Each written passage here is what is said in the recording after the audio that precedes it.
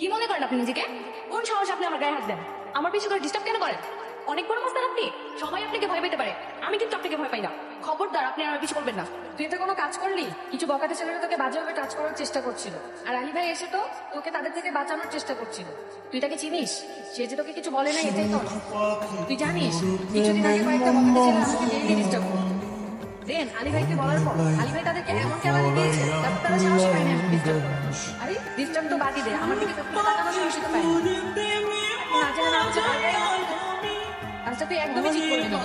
আমি আপনাকে সরি বলতে সেটা আমি না জেনে না বুঝে একটু বেশি বলে দিয়েছিলাম।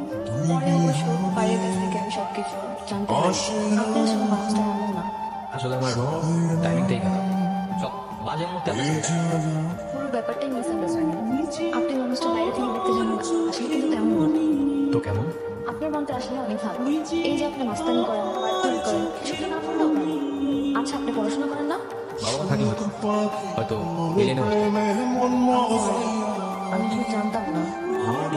নেই আমার তো বলবেন মা বলেন সবকিছু বলতে আমি কবি মেয়ে কি বুঝি, তিনি ছাড়া এই দুনিয়াতে আমার কেউ নেই। আপনার ভয় লাগে না এসব করতে? যদি আপনার কিছু হয়ে যায়? আমার আগে পিছিয়ে কান্না করার কেন? রান্না করা মানুষ থাকলে কি করতেন? হয়তো করতাম না, জানি না আসলে। এসব মারামারি বন্ধ করে দেন। আপনার কান্নাকাটি করে মানুষ চলে আসছে। আমার কিছু হলে আমি কিভাবে থাকবো? আমার কিচ্ছু হবে না। তুমি আমার পাশে আছো না? দেখো, আমি সিরিয়াসলি বলতেছি, আমাদের কথাটা কিছু ভাবছো? ভাবি না মানে কেন ভাবো? বলো কি করতে হবে সেভাবে করবো। আমার বাসায় তো কিছু একটা বলতে হবে। তোমার থেকে দূরে থাকতে আমার ভালো লাগে না। চলো না, আমরা বিয়ে করে ফেলি। দুজন একসাথে থাকবো। থাকতে চাই না। না, দেখা যাবে না। আমি বাসায় বলে আসছি, আজকেই তুমি আমার বাবার সাথে যেয়ে দেখা করবা।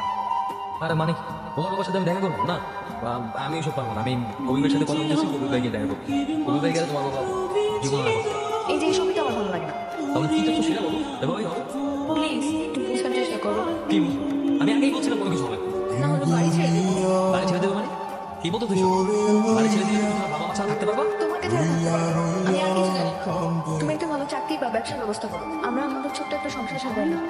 দেখো, তুমি কিন্তু অনেক ভালোবাসি। আমি তোমার জন্য এত কিছু করতে পারছি।